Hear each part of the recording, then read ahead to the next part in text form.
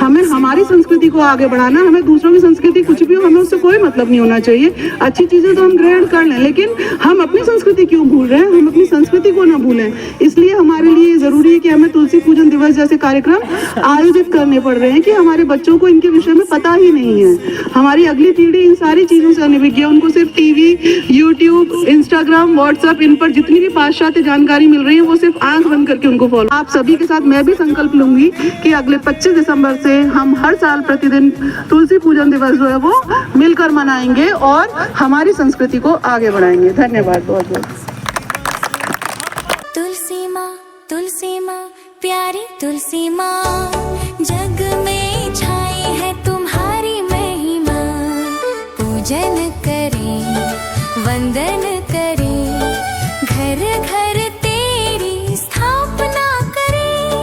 भव्य रूप है, दिव्य तेज है, पावन करे सारे पाप हरे। गाँवों में शहरों में छा जाओ तुलसी माँ, घर आंगन में लहराओ। हम सब विद्यार्थी संकल्प करते हैं, जो भी हमको सदग्रंथ मिला है हम पढ़ेंगे।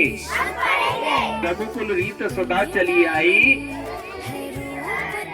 प्राण जाए पर वचन न जाए। अच्छी पुस्तक पढ़ना अमृत पीने के बराबर है। बुरी पुस्तकें पढ़ना जहर पीने के बराबर है। तो हमें अमृत पीना चाहिए, जहर पीना चाहिए। भारत माता की, तुलसी माता की, गीता माता की, भारतीय संस्कृति की, भारत के संतों की, हम सभी बच्चों की अपनी जय भी बोल लें। लेकिन कुछ किए बिना जय जयकार नहीं होती। कोशिश करने वालों की हार। हमें बहुत अच्छा लगा, हमको बहुत अच्छा लगा है। 25 दिसंबर को तुलसी दिवस मनाया जाएगा। हम रोज सुबह उठकर अपने माँ पिता से नमस्ते करेंगे और तुलसी माता को जल चढ़ाएंगे, उसके चरणों पर तिलक लगाएंगे। हमारे स्कूल में तुलसी पूजन का कार्यक्रम किया और हमको बहुत अच्छा लगा और अच्छी अच्छी बातें भी बताई और हमको इनसे बहुत कुछ सीखने को मिला। जो सुबह उठ के तुलसी जी के पैर छुएंगे, नहा धो के धरती माँ के पैर छूने चाहिए, मैं करूँगी। और अपने माता पिता से नमस्कार करूँगी और नहा धो के तुलसी माता के साथ पत्ते खाऊंगी। आप सभी भाइयों का हार्दिक अभिनंदन करती हूँ, बहन जी का, जिन्होंने यहाँ आकर ये तुलसी पूजन का कार्यक्रम संपन्न कराया है।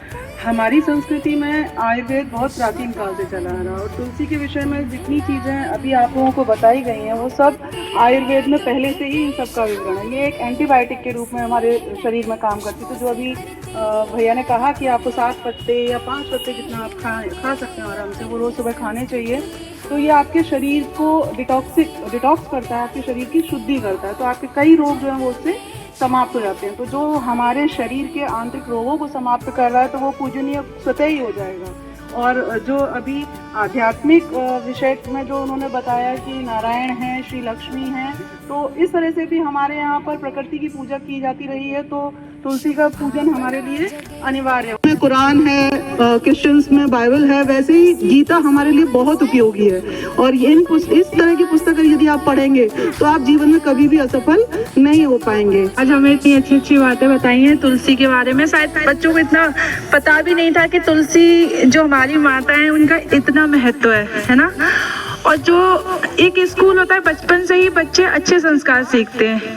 आजकल पाश्चात्य संस्कृति इतनी हावी हो चुकी है हम लोगों पे कि हम अपनी पुरानी जो जड़ें हैं, हमारी जो हमारा भारत देश जिसके लिए जाना जाता है, उसको हम भूलते जा रहे हैं। तो आज आप सभी ने आके उसकी महत्वता बताई सारे बच्चों को। बच्चे भी आगे चल के इतने अच्छे संस्कार सीखेंगे। और स्पेशली भगवत गीता जो आपने बताई है, उसका तो मुझे लगता है सभी बच्चों को अध्ययन करना चाहिए, क्योंकि भगवत गीता में ऐसे बहुत सारी चीज़ें हैं जो हमारी रोज़मर्रा की जो जीवन है उसमें बहुत काम आती है। और हम सब ये बच्चे भूलते जा रहे हैं, तो हमें बच्चों को ये सिखाना चाहिए। इन सब चीज़ों को आप अपने मन में धारण करें और 25 दिसंबर को सभी तुलसी दिवस के रूप में मनाएं। धन्यवाद।